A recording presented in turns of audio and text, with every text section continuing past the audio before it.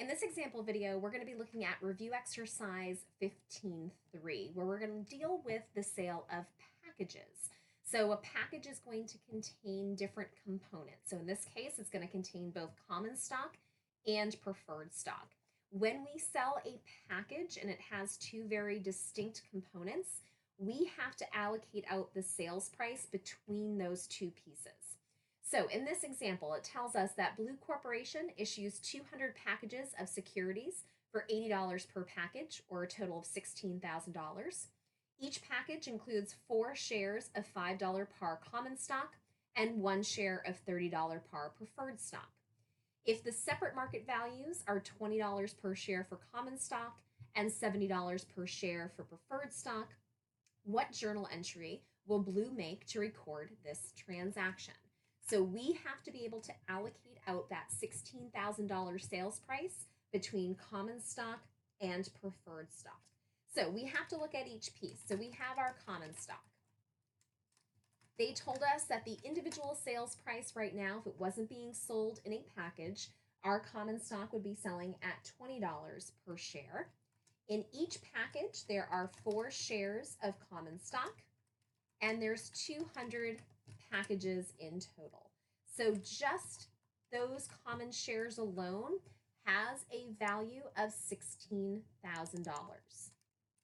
But we also have preferred stock.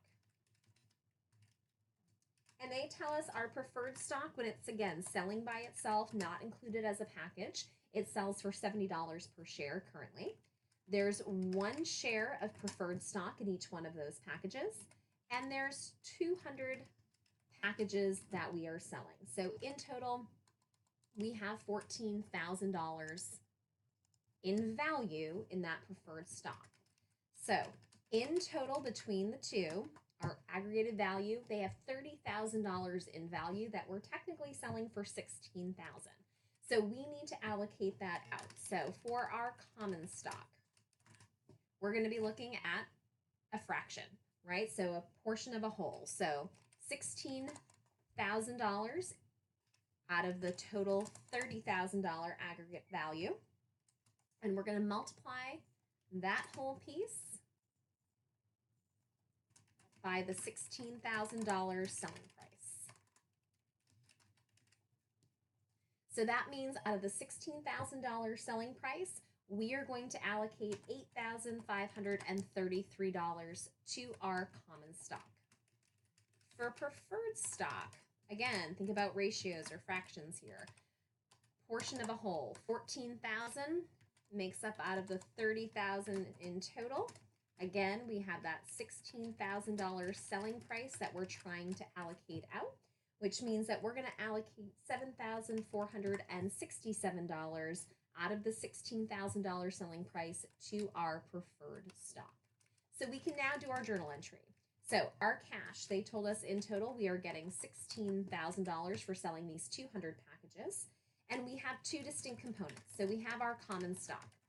Same rule still applies. You can only credit common stock for its par value. So we have a $5 par. Again, there's 200 packages that we are selling, and in each one of those packages, there are 4 shares of common stock. So that means we have 800 shares of common stock in those packages for a total of $4,000.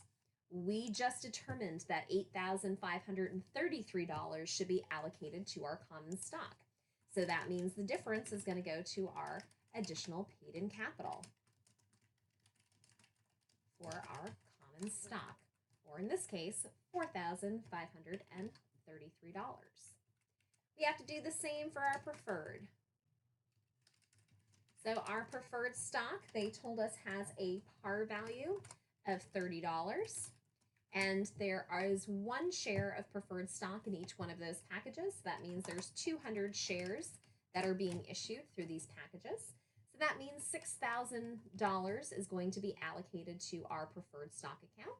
Again, we determined that $7,467 should be allocated to preferred stock.